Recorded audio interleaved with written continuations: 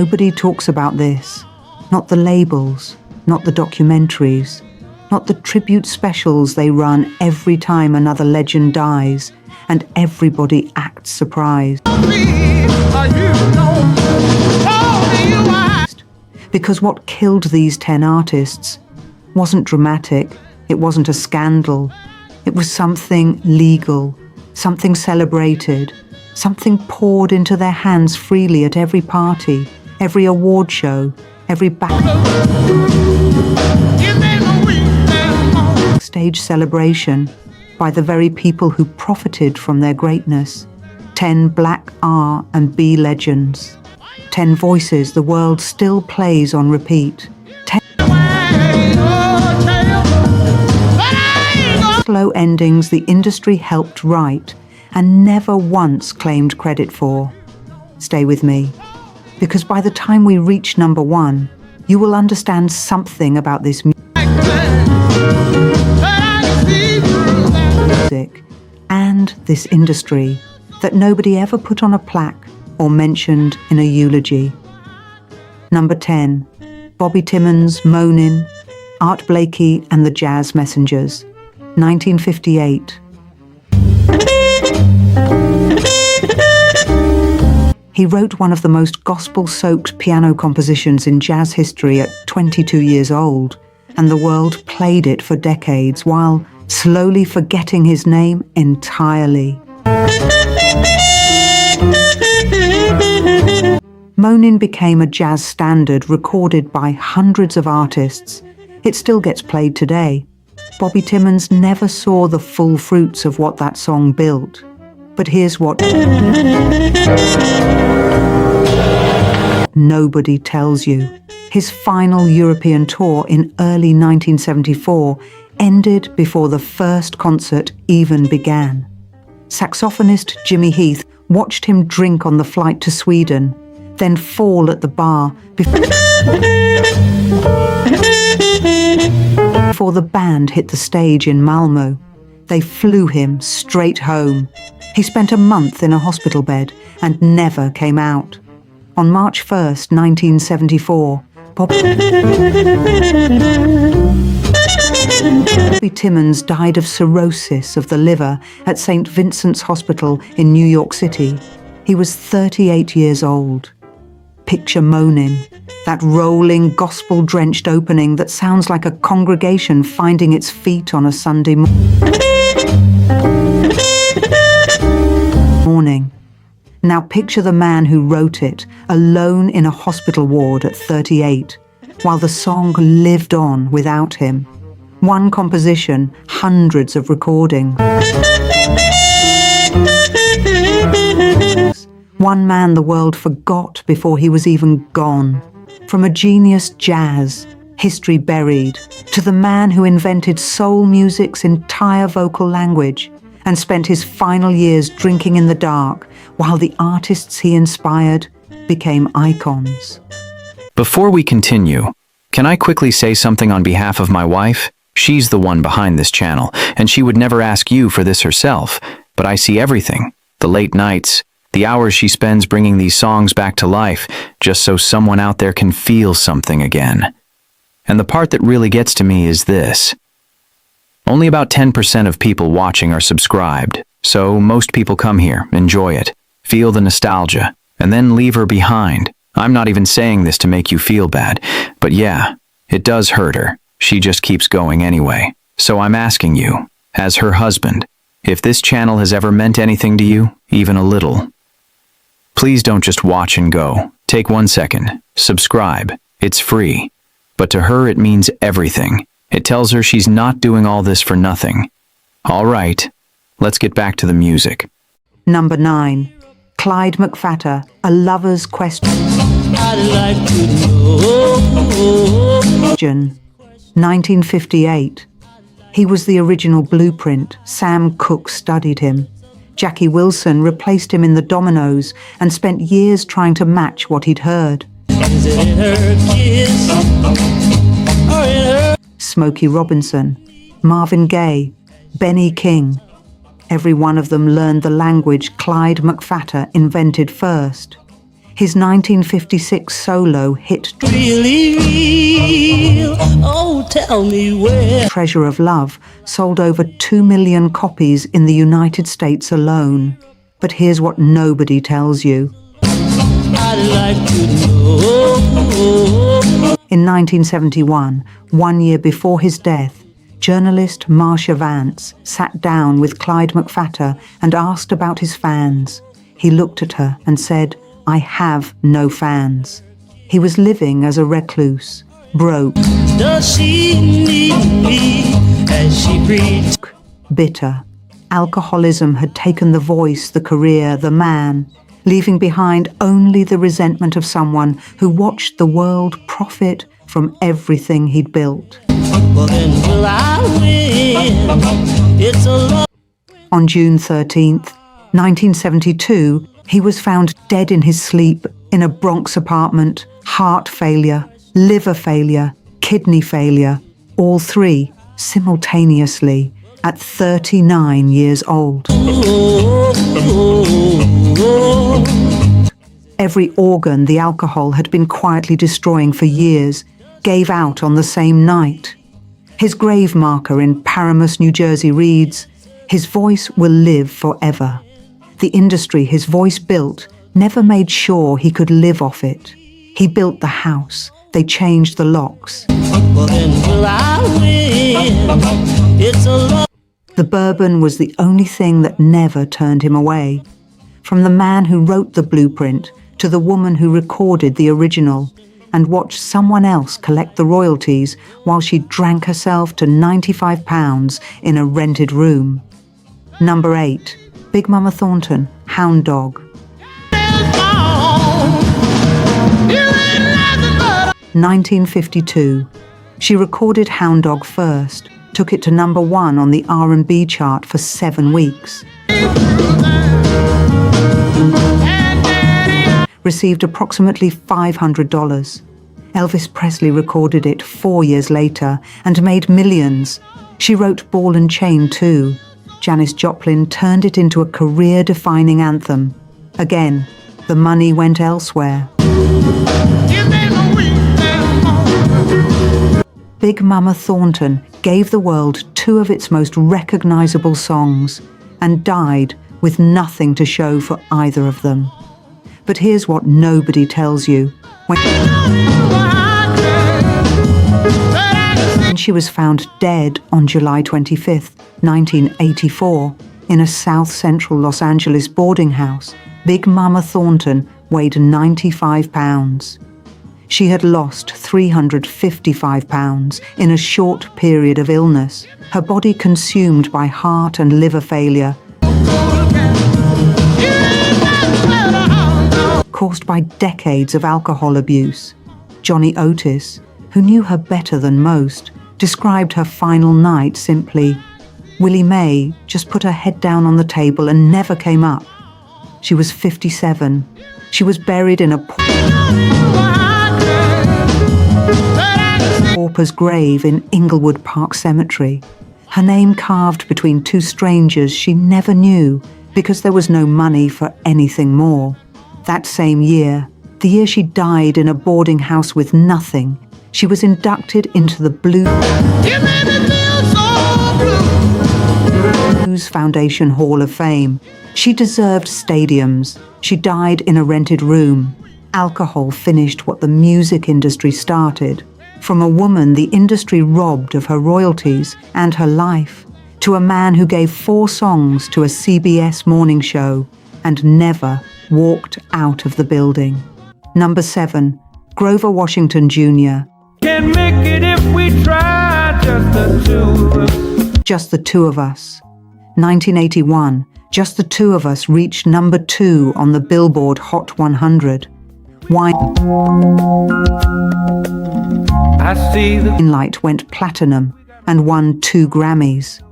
Grover Washington Jr. jammed at the White House with President Clinton, Herbie Hancock, and Wynton Marsalis. It's when the sun comes shining through. He played Clinton's 50th birthday at Radio City Music Hall. That song, Just the 2 of Us, is what Sunday morning's slow dancing in the kitchen feels like. Its warm light through half-open blinds. It's the version of love that doesn't need to prove anything. Grover Washington made the saxophone sound like the most comfortable place on earth. But here's what nobody tells you. On December 17th, 1999, Things might come to those who wait, but not for those who 5 days after his 56th birthday, Washington finished taping 4 songs for CBS's The Saturday Early Show and walked to the green room, laughing. Animated, no visible warning. Then he collapsed. A CBS security guard performed CPR, pronounced dead at St. Luke's Roosevelt Hospital at 7:30 that evening. A massive heart attack, a daily wait too late. We gotta go for all we know. wine habit he treated as harmless unwinding had spent years quietly destroying his cardiovascular system. He never made a headline, never appeared out of control. Alcohol doesn't need to be dramatic, it just needs to be consistent. That CBS performance aired the following morning exactly as planned, because Can't make it if we try, just the two of us. a producer said, it was what he loved. The world watched it, not knowing he was already gone. One glass became one bottle, became the silence where the music used to be. If these stories are landing, Crystal raindrops fall, and the beauty of it all. drop a comment below. Tell me which one stopped you cold so far. And I need you to hear this. The story at number 1 involves something the music industry buried for decades and never once apologized for. A man who gave everything, then spent 8 years unable to speak while the world moved on. Stay with me.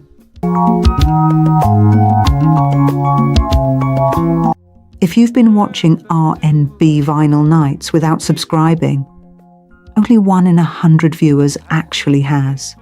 99 of you keep coming back feeling these stories, but haven't hit the button. It costs nothing, Things might come to those who wait, but not for those who but it means you'll never miss the moments that remind you who you were when that record first played. Number 6, Wilson Pickett in the Midnight Hour. 1965. In the Midnight Hour hit number 1 on the R&B chart in 1965, sold over 1 million copies, and became one of the defining recordings in soul music history. Rock and Roll, That's when my love comes tumbling down. Hall of Fame, 1991.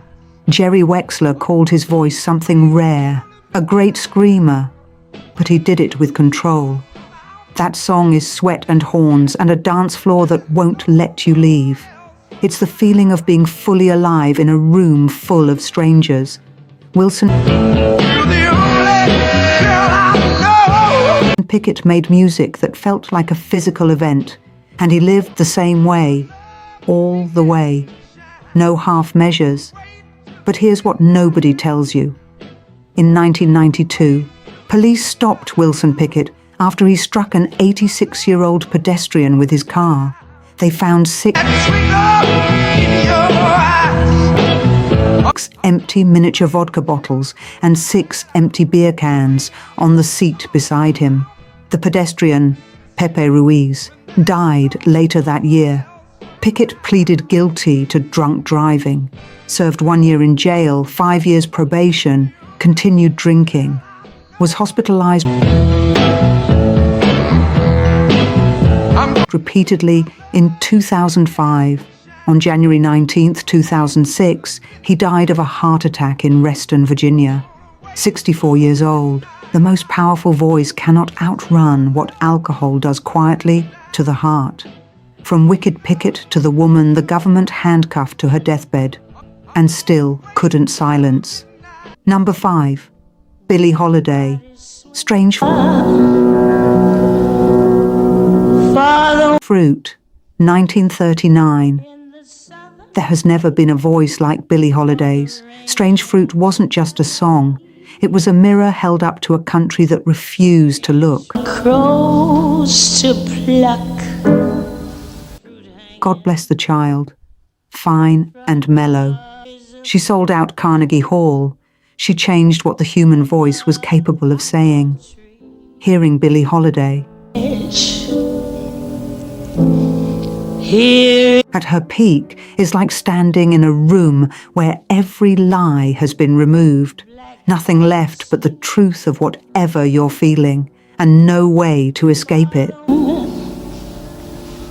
in the southern breeze. But here's what nobody tells you. When she was admitted to Metropolitan Hospital on May 31st, 1959, weighing less than 80 pounds, Fruit hanging from the her liver destroyed by decades of alcohol abuse, Federal Bureau of Narcotics agents arrived at her room. They handcuffed her to the hospital bed, took a mugshot, stationed 2 officers at the door, stripped the room of everything, the flowers, the radio, the chocolates, the magazines visitors had brought. father. She was placed under arrest for narcotics possession as she lay dying, too weak to lift her arms, too ill to protest. On July 17th, 1959, at 3:10 in the morning, Billie Holiday died. Fruit hanging from the She had 70 cents in her bank account. She had $750 strapped to her leg, saved to thank the nurses who cared for her. 10,000 people attended her funeral. The woman who moved presidents and filled Carnegie Hall black bodies swinging. died handcuffed to a hospital bed with less than $1 to her name. From a voice the government hunted to her grave, For the rain together. to a daughter who survived addiction, only to discover that survival doesn't undo what the body already absorbed. Number 4, Natalie Cole. This Will Be an Everlasting Love. 1975. 9 Grammy Awards, 30 million albums sold. The first African American and first R&B artist to win Grammy Best New Artist. The unforgettable duet with her late father's original recording won Album of the The one I've waited for. This will be the Year in 1992. She was, by every measure, one of the greatest voices her generation produced. She also got clean, spent years speaking publicly about recovery, wrote 2 memoirs about the devastation of addiction, inspired millions. But here's what nobody tells you. Sobriety cannot reach back through time and undo what the body already absorbed. Her years of intravenous drug use had infected her with hepatitis C, diagnosed in 2008. The treatment for it destroyed her kidneys. In 2009, she received a kidney transplant at USC, made possible by a donor family from El Salvador who heard her plea on CNN's Larry King Live. After the transplant came idiopathic pulmonary arterial hypertension, a rare progressive lung disease time anyone has loved me. placing catastrophic and irreversible pressure on the heart. She spent November and December 2015 cancelling shows due to hospital stays. She had been scheduled to perform in Los Angeles on New Year's Eve. On December 31st, 2015, Natalie Cole died of congestive heart failure at Cedars Sinai Medical Center in Los Angeles. The world was counting down to midnight. She was 65 years old. She won every battle clean. The damage from 30 years before Time anyone has loved me. A voice that survived addiction, survived a kidney transplant, survived everything, except what the early years had already quietly set in motion. Everlasting love, this will be. From a daughter who outlived her demons but not their damage, to the greatest voice of the 20th century. And the Sunday afternoon, a glass of champagne became part of the last chapter. Number 3, Whitney Houston, I Will Always Always Love You. 1992, 6 Grammy Awards. 170 million records sold. The best-selling debut album in history at the time of its release. There is a serious argument made by serious music critics that Whitney Houston possessed the greatest natural singing voice of the 20th century. Not among the greatest. The greatest. I Will Always Love You. But I know Is what it feels like when love outgrows the relationship but refuses to turn bitter. It is one of the most emotionally complete 3 minutes in recorded music. Nobody who has ever heard Whitney Houston hit that final note has walked away unchanged. The Los Angeles County Coroner's report was precise. When she was found submerged and unconscious in the bathtub of Suite 434 at the Beverly Hilton Hotel on February 11, 2012, toxicology confirmed cocaine used shortly before her collapse should stay. and found cocaethylene in her liver.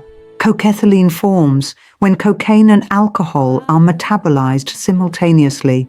It is more cardiotoxic than cocaine alone. An open bottle of champagne was found in the room. Always love you. Her arteries showed 60% occlusion from years of accumulated damage. Paramedics arrived at 3:30 p.m. She was pronounced dead at 3:55 p.m. She was 48 years old, working on new music.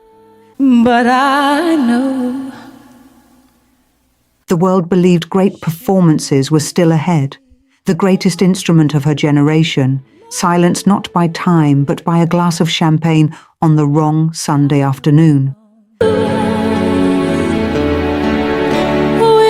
From the greatest voice of the century to the one who came before all of them, the man who built the stage every soul singer since has stood on and spent 8 years unable to speak a single word while the world moved on without him. Number 1, Jackie Wilson, Lonely Teardrops. 1958, September 29th, 1975, the Latin Casino in Cherry Hill, New Jersey. Dick Clark's Good Old Rock and Roll Review, a full house. Jackie Wilson, Mr. Excitement, a tenor with a 4-octave vocal range. The performer Elvis Presley called his greatest single influence, the man Michael Jackson studied move by move for years, is mid-song. The song is Lonely Teardrops. On the words, my heart is crying, he grabs his chest and collapses face first onto the stage. The audience applauded. They thought it was part of the act. my heart is crying. Cornell Gunter of the Coasters was backstage. He saw Wilson wasn't breathing and performed a resuscitation, almost certainly saving his life in that moment. Wilson was rushed to hospital. The cardiac arrest, triggered by years of alcohol and stimulant abuse destroying his cardiovascular system, had already cut oxygen to his brain long enough to cause damage that could not be undone. He briefly took a few steps in early 1976, then slipped back and stayed. But here's what nobody tells you. There were two tragedies inside this story, not one. The first was the collapse. The second was what surrounded it. In 1970, Jackie, Wilson's 16-year-old son, Jackie Jr., was shot and killed on a neighbor's porch in Detroit. Those who knew Wilson say that murder broke something inside him that never healed, and that from that night forward, the drinking deepened and never stopped. He was a man performing grief every single night, while the world just saw the showman. The whiskey wasn't a habit. It was an answer to something that had no other answer. And while he lay in that New Jersey care facility for 8 years, unable to speak, communicating only by blinking his eyes, the industry that had made fortunes from his voice was listing him as a debtor. Brunswick Records, a federal judge confirmed they had defrauded their artists, though the conviction was later overturned, still had him owing money. The IRS held a $300,000 lien against him. He died in debt to the business that built itself on his back. On January 21st, 1984, Jackie Wilson died of pneumonia in a nursing home in Mount Holly, New Jersey. He was 49 years old. He was buried in an unmarked grave. It took a fan-organized fundraiser 3 years later to purchase him a proper mausoleum. When Michael Jackson accepted the Album of the Year Grammy for Thriller that same year, he stopped the applause and said, "Some people are entertainers and some people are great entertainers. Jackie Wilson was a wonderful entertainer." Most people know that. Very few know the 8 years. Don't know that Mr. Excitement's final chapter was total stillness. Don't know that the man who made thousands of people leap to their feet spent his last years in a bed he couldn't leave, in a room no one famous visited, while the music played on without him. Don't know that the glass he carried backstage every single night, before the show, after the show, in the silence between, had been writing that ending since 1970, since the night his son died, and something in him decided the pain was too large to carry sober. One song, one collapse.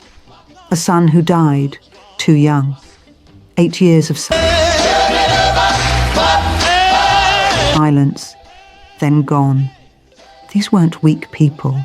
These were Hall of Famers, Grammy winners, the architects of a sound the entire world still lives inside, a sound born from black genius, black pain, black joy, and black excellence that the industry bottled and sold while the people who made it were handed a glass and wished good luck. The music still plays. It will always play. But the next time Lonely Teardrops comes on, or Strange Fruit, or just the two of us, or I Will Always Love You, sit with it for a moment longer than you usually do, because behind every one of those recordings was a human being who deserved better than what they got. Which of these 10 hit you hardest? Drop it in the comments. I read every single one. And if R&B Vinyl Nights has ever given you a moment that felt like going back to someone you used to be, hit subscribe. We keep the vinyl warm every week.